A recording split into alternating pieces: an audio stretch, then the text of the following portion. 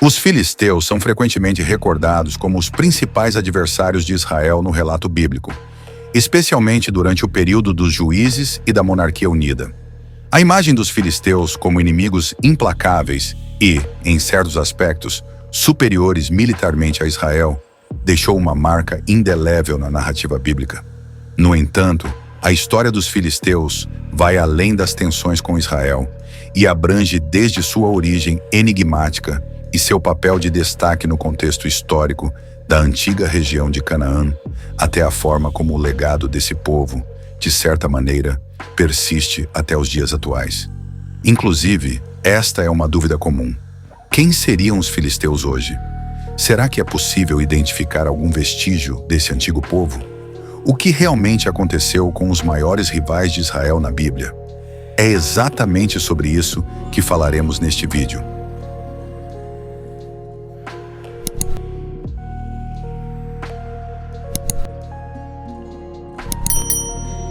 Historicamente, a relevância dos filisteus se estende pela região sudoeste do território, que posteriormente ficou conhecido como Palestina, onde dominaram a chamada Pentápolis, estabelecendo um sistema de governo centralizado e militarmente preparado, com a capacidade de liderar ataques coordenados e defender-se de inimigos externos. Mas, antes de tudo, precisamos abordar a origem dos filisteus, um tema envolto em mistério, pois essa questão tem intrigado estudiosos e arqueólogos há séculos. Os filisteus eram conhecidos por seu caráter belicoso e suas habilidades culturais, e sua chegada e fixação na região costeira de Canaã representam um marco na história do Antigo Oriente Próximo. Os filisteus são frequentemente identificados como parte do grupo dos povos do mar, uma coalizão de populações migrantes do final da Idade do Bronze que se deslocaram do Egeu para a costa leste do Mediterrâneo, causando tumulto por onde passaram. O nome filisteus surge no hebraico como fistim e aparece também em fontes egípcias e assírias. Em hebraico, o termo é um adjetivo étnico ligado à designação territorial filístia, que por sua vez deu origem ao termo posterior Palestina. É possível que essa denominação não tenha raízes indo-europeias, sugerindo uma origem externa ao contexto semítico de Canaã e Israel. A Bíblia e as fontes arqueológicas indicam que os filisteus teriam vindo de Caftor, um lugar geralmente identificado como Creta. Essa origem é corroborada por termos como quitas, associados aos filisteus, que possivelmente significa cretenses. As narrativas bíblicas, especialmente em Jeremias e Amós, e os registros arqueológicos, apontam que o território de Creta e outras áreas do Egeu podem ter sido as origens dessa migração para Canaã. A cerâmica e as influências culturais dos filisteus, identificadas como micênicas ou cipriotas, reforçam sua conexão com o mundo do Egeu, onde as culturas micênica e minoica floresceram na Idade do Bronze. Em registros egípcios do reinado de Ramsés III, por volta de 1188 a.C., os filisteus aparecem mencionados entre os povos do mar, um grupo de migrantes que buscava novas terras e recursos, reforçando sua identificação como invasores estrangeiros que chegaram à região da antiga Canaã. De acordo com registros egípcios, eles participaram de invasões que resultaram na queda de civilizações poderosas, como a dos hititas e de cidades-estado da Síria. A incursão mais significativa dos povos do mar contra o Egito aconteceu justamente sob Ramsés III, que se orgulhava de tê-los derrotado e impedido sua entrada no território egípcio. Embora vários grupos dos povos do mar tenham sido expulsos, outros, incluindo os filisteus, foram autorizados a estabelecer-se em Canaã, onde a influência egípcia ainda era forte. Contudo, parece que, apesar da origem externa, a chegada dos filisteus a Canaã não foi uma invasão massiva e destruidora, mas uma migração e colonização gradual. Eles se estabeleceram inicialmente na planície costeira, subjugando a população local e misturando-se com os cananeus.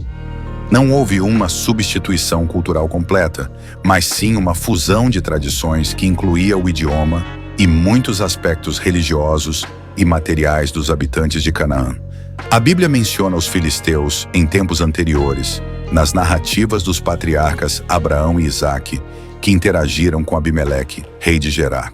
Embora essa menção possa parecer anacrônica para alguns estudiosos, ela sugere que já havia alguma forma de contato entre grupos relacionados aos filisteus e as terras de Canaã em períodos bem anteriores ao grande movimento dos povos do mar no final do segundo milênio antes de Cristo. Algumas teorias defendem que mercadores e colonos egeus estabeleceram entrepostos comerciais na região muito antes da migração em massa, possibilitando uma base para a futura ocupação filisteia. Os filisteus trouxeram para Canaã uma cultura rica e variada, influenciada por suas origens egeias, suas experiências de migração e as interações com as culturas cananeia e egípcia. A cultura filisteia era marcada por uma organização política sofisticada, práticas religiosas peculiares, uma produção material avançada e uma identidade linguística adaptativa que permitiu a eles uma rápida assimilação de elementos locais. Tudo isso fez dos filisteus um dos povos mais distintos e enigmáticos do Antigo Oriente Próximo. A organização política dos filisteus estava centrada nas 5 cidades principais: a Pentápolis, formada por Gaza, Asdod, Ascalon, Gate e Ecrom. Cada uma dessas cidades-estado era governada por um senhor que agia como líder civil e militar. Esses 5 líderes formavam um conselho que decidia os assuntos de interesse comum e questões militares. Uma estrutura única e coesa que dava aos filisteus uma vantagem organizacional sobre seus vizinhos, especialmente Israel, cuja organização tribal era menos centralizada. Os senhores eram responsáveis tanto pelo governo de suas respectivas cidades quanto pelas aldeias circunvizinhas e tinham autoridade para convocar o povo, decidir sobre questões militares e oferecer sacrifícios aos deuses em nome da comunidade. Embora cada cidade mantivesse sua autonomia, os senhores das cidades-estado uniam suas forças em tempos de guerra ou em resposta a ameaças externas, o que reforçava a capacidade de defesa da Filístia e ampliava seu poder regional. Já a língua dos filisteus permanece um enigma, pois até hoje não foram descobertos textos que possam ser diretamente atribuídos a eles. Alguns estudiosos acreditam que, ao chegar a Canaã, eles adotaram rapidamente a língua semítica local, facilitando a comunicação e a assimilação com a cultura cananeia. Ainda que expressões de sua língua original provavelmente tenham sido mantidas, mesmo após essa assimilação linguística, mais tarde no período pós-exílio, os descendentes misturados dos filisteus falavam um dialeto próximo ao aramaico, conforme mencionado em Neemias 13:24. Quanto à religião dos filisteus, esse é um campo parcialmente compreendido, mas fontes bíblicas e arqueológicas revelam que eles adotaram algumas divindades semíticas de Canaã, como Dagon, Astarote e Baal-Zebub. De acordo com o relato bíblico, Dagon parece ter tido certo destaque no panteão filisteu e era adorado em templos em Gaza e Asdod. Também havia templos dedicados a Astarote em Ascalon e Betã, e a Baal-Zebub em Ecrom. A prática de adivinhação era comum entre os filisteus, e eles eram reconhecidos como reputados adivinhos, indicando a importância que davam à religião para decisões civis e militares. Os filisteus também usavam imagens portáteis de seus deuses durante batalhas, conforme registrado no segundo livro de Samuel, capítulo 5, versículo 21. Sacrifícios e rituais eram conduzidos para celebrar e honrar esses deuses, e existiam sacerdotes e adivinhos responsáveis por tais práticas, especialmente para afastar pragas ou obter conselhos em momentos críticos, como demonstrado na narrativa do retorno da Arca da Aliança de Israel em 1 Samuel 6. A cultura material dos filisteus é rica e representa uma das poucas evidências diretas de sua identidade. A cerâmica filisteia é um dos artefatos mais distintivos, sendo facilmente reconhecível por suas decorações em espiral, figuras estilizadas de pássaros e padrões geométricos tingidos em tons de vermelho e preto. A iconografia egípcia em Medinet Habu retrata os filisteus com capacetes emplumados e roupas características do Egeu, como saiotes curtos, e equipados com lanças, espadas longas e escudos circulares. Os filisteus também monopolizavam, de certa forma, a tecnologia de fundição de ferro. E durante um tempo, eles chegaram a proibir que os israelitas tivessem ferreiros. Esse controle da produção de armas de ferro dava aos filisteus uma vantagem estratégica. Falando nos israelitas, é inegável que a história dos filisteus está intrinsecamente ligada ao povo de Israel, especialmente nas narrativas bíblicas, onde o povo filisteu surge como o maior antagonista durante os períodos dos juízes e do início da monarquia. Desde os primeiros conflitos até as grandes batalhas que definiram os contornos políticos da região, sem dúvida, a relação entre os filisteus e os israelitas marcou a história da antiga Palestina. Como já foi dito, a primeira menção aos filisteus na Bíblia ocorre ainda no tempo de Abraão e Isaque, que tiveram encontros com líderes filisteus em Gerar. Portanto, parece que naquele tempo, grupos egeus já tinham se fixado em Canaã, ainda que sem o poder político e militar dos filisteus posteriores. No período dos juízes, no entanto, a relação entre Israel e os filisteus se tornou muito mais hostil.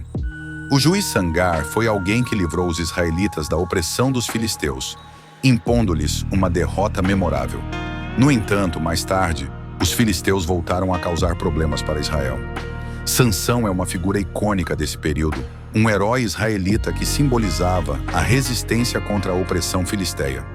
Sua força extraordinária e suas batalhas contra os filisteus, incluindo sua relação com Dalila e seu ato final no templo de Dagon, em Gaza, marcaram uma fase de enfrentamento direto entre esses povos. Além disso, no início do século X a.C., os filisteus capturaram a Arca da Aliança em uma batalha desastrosa para Israel e destruíram o santuário de Siló. Esse evento foi um golpe devastador para os israelitas e representou o ápice da dominação filisteia na região. Provavelmente devido ao crescimento da ameaça filisteia e de outros povos estrangeiros na região, Israel percebeu a necessidade de uma liderança centralizada. Esse contexto levou à unção de Saul como o primeiro rei de Israel, estabelecendo a monarquia como forma de governo para unificar as tribos contra seus inimigos. Saul enfrentou os filisteus em várias ocasiões, incluindo a célebre batalha em Micmas, onde Israel obteve uma vitória importante, mas temporária. Em Éfes-Damim, os filisteus desafiaram Saul, e foi nesse contexto que Davi enfrentou Golias, o gigante guerreiro filisteu, ganhando fama e popularidade entre os israelitas. Esse enfrentamento, contudo, não foi apenas uma vitória militar, mas principalmente uma demonstração da glória e do poder do Deus de Israel sobre o panteão filisteu. Porém, a crescente rivalidade entre Saul e Davi fez com que o jovem guerreiro promissor de Israel buscasse refúgio entre os próprios filisteus, tornando-se um vassalo de Aquis, rei de Gate. Esse fato, de certa forma, ilustra a complexidade das relações entre os dois povos, com Davi operando como uma figura ambivalente, ao mesmo tempo aliado e futuro inimigo dos filisteus. Mais tarde, após a morte de Saul, na Batalha do Monte Gilboa, onde ele e seus filhos foram derrotados pelos filisteus, Davi finalmente se tornou rei das tribos unificadas de Israel e iniciou uma série de campanhas que resultaram na derrota final dos filisteus como uma força militar significativa na região. Davi expandiu o território israelita e submeteu a Filístia, destruindo a base de poder filisteia e impondo sua própria hegemonia sobre aquele território.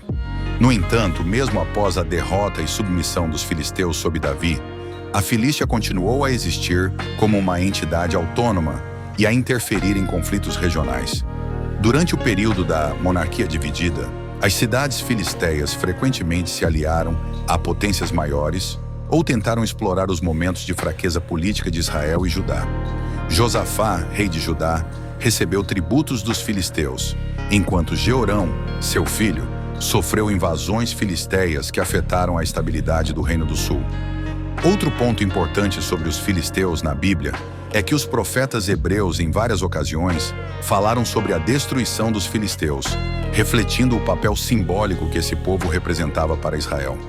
Profetas como Jeremias, Ezequiel, Amós, Sofonias e Zacarias previram um destino sombrio para as cidades filisteias, associando-as ao julgamento de Deus sobre as nações que oprimiram Israel. Jeremias, em particular, mencionou a captura das cidades filisteias por Nabucodonosor, rei da Babilônia, como o cumprimento de tais profecias. Então, podemos entender que, após séculos de certo protagonismo e intensa rivalidade com Israel e outras potências da região, os filisteus gradualmente perderam sua força política e militar. Esse declínio foi intensificado por uma série de fatores externos, incluindo invasões de grandes impérios, mudanças nas alianças políticas e desastres que abalaram o equilíbrio de poder no Antigo Oriente Próximo. Os filisteus, cuja identidade cultural e estrutura política havia se consolidado em torno da Pentápolis, como povo distinto, viram o enfraquecimento da Filístia começar com as conquistas assírias no século 7 a.C. Os assírios, sob líderes como Tiglat-Pileser III, Sargão II e Senaqueribe, submeteram os povos da região, incluindo os filisteus, impondo-lhes pesados tributos. Embora os filisteus tenham resistido inicialmente, tentando alianças com o Egito e outros reinos para manter sua independência, as constantes derrotas e as duras represálias assírias desgastaram suas cidades e recursos. De fato, as revoltas filisteias contra a Síria levaram a retaliações brutais. Sargão II, por exemplo, ao reprimir uma rebelião em Asdod, transformou a cidade em uma província diretamente governada pela Assíria. Senaqueribe continuou a política de controle direto e subjugação, garantindo que as cidades filisteias permanecessem sob constante vigilância e tributação.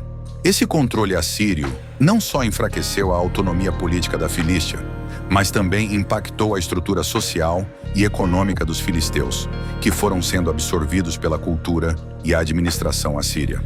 Após a queda da Assíria, o Império Babilônico ascendeu como o novo poder dominante na região.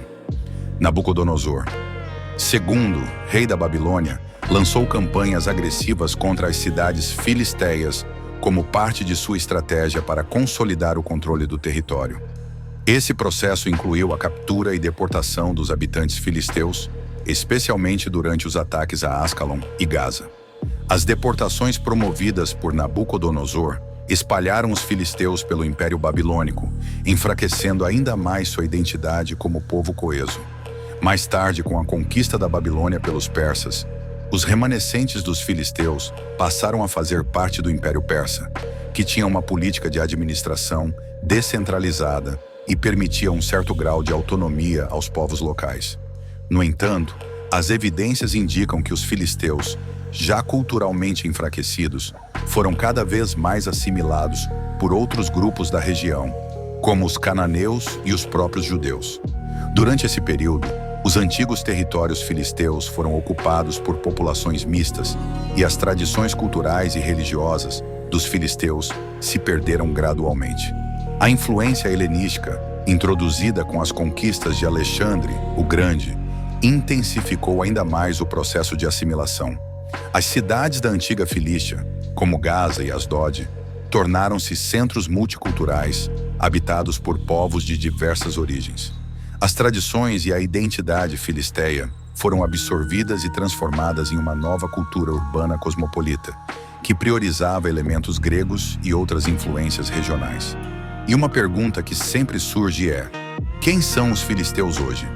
Sobre isto, primeiro precisamos entender que os filisteus desapareceram como uma identidade cultural distinta por volta do século V a.C., absorvidos por outras culturas semitas e pelas influências babilônicas, persas e helenísticas.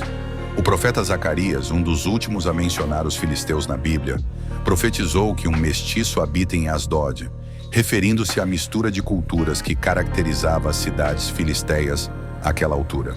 A Bíblia e fontes históricas assinalam que, com a destruição das suas cidades e a deportação de sua população, os filisteus deixaram de existir como uma nação ou grupo étnico. Esse processo foi seguido com a absorção final dos filisteus, no contexto do Império Romano, onde o termo Palestina passou a designar a região de forma ampla, sem qualquer conexão étnica específica aos antigos filisteus. Mas apesar de sua extinção como um grupo culturalmente coeso e politicamente autônomo, os filisteus deixaram um legado importante. A memória desse povo guerreiro e avançado tecnologicamente sobreviveu não apenas nas narrativas bíblicas, mas também na cultura, na linguística e na toponímia da região que eles um dia ocuparam. O próprio nome Palestina, derivado de Filístia, a terra dos filisteus, usado pelos gregos e romanos para designar a região, é uma prova da influência desse antigo povo. Na verdade, embora o nome Filístia já fosse usado primeiramente pelos gregos, foi após a repressão das revoltas judaicas durante o domínio romano que a região foi nomeada como Província Palestina, provavelmente para desviar a identidade judaica da região, que anteriormente era chamada de Judéia, e associá-la aos filisteus, considerados inimigos históricos dos israelitas. Ainda que os filisteus não existissem mais como um povo étnico, o nome foi adotado pelos romanos em um contexto de punição e tentativa de apagar a conexão dos judeus com a terra. Portanto, a verdade é que essa questão sobre a existência de descendentes dos filisteus hoje, apesar de ser interessante, é complexa. Até o momento, não há evidências genéticas ou etnográficas que comprovem uma linhagem direta dos filisteus até a atualidade. Como explicamos aqui, com a dominação babilônica, persa, helenística e finalmente romana, os traços distintivos dos filisteus foram se diluindo e eles se integraram completamente à cultura regional, perdendo sua identidade étnica original. Assim, os habitantes da Palestina no período romano já não eram filisteus propriamente ditos, mas uma população heterogênea com elementos semíticos, gregos e outros. Então, embora o nome Palestina mantenha viva a memória dos filisteus, é improvável que existam descendentes diretos desse povo hoje. A assimilação completa dos filisteus nas culturas dominantes fez com que sua identidade se perdesse ao longo do tempo. E a ausência de uma linhagem contínua, ou grupos que se identificassem como filisteus, reforça essa conclusão. Uma curiosidade é que estudos recentes de DNA, encontrados em uma das antigas cidades filisteias, indicam que os habitantes da cidade tinham uma origem genética mista, mas com uma forte influência egeia na fase inicial e uma assimilação posterior de características semíticas locais. Isso corrobora a hipótese de que os filisteus inicialmente tiveram ascendência europeia, derivando de populações do sul da Europa que migraram pelo Mediterrâneo para se estabelecerem na costa sudoeste do antigo território cananeu, especialmente ao norte da hoje faixa de Gaza. Porém, esse povo foi gradualmente absorvido pelas populações cananeias, principalmente através de casamentos locais e pelos impérios dominantes que controlaram a região nos séculos seguintes, diluindo completamente essa ancestralidade estrangeira. Então, os palestinos que habitam a região de Gaza nos tempos modernos, por exemplo, não podem ser identificados como representantes dos antigos filisteus, mas como resultado de uma mistura muito complexa de povos ao longo de milênios, incluindo cananeus, israelitas, assírios, babilônios, egípcios, gregos, romanos, árabes e outros. Além disso, é importante lembrar que a identidade palestina moderna, como entendida hoje, é amplamente construída em torno de uma experiência comum, especialmente após o período de domínio árabe e o impacto das questões políticas e territoriais contemporâneas. Em outras palavras, qualquer tentativa de identificar os palestinos modernos com a antiga Filístia é uma simplificação evidentemente equivocada. Por fim, também vale mencionar que, na cultura popular e em algumas expressões linguísticas, o termo filisteu adquiriu um sentido depreciativo, usado até mesmo para descrever uma pessoa insensível à cultura ou às artes. Especialmente no contexto cristão, esse termo às vezes também é usado para se referir a alguém que é inimigo do povo de Deus. Essa conotação negativa é amplamente baseada nos registros bíblicos que descrevem os filisteus como incircuncisos, idólatras e opositores diretos dos israelitas. Mas isso não significa que os filisteus não fossem um povo sofisticado culturalmente, que possuía uma sociedade avançada, com práticas religiosas complexas e que contava com bom desenvolvimento tecnológico, superior a de muitos de seus contemporâneos. Agora, escreva nos comentários se você já conhecia a história dos filisteus. Não esqueça de se inscrever no canal e até o próximo vídeo.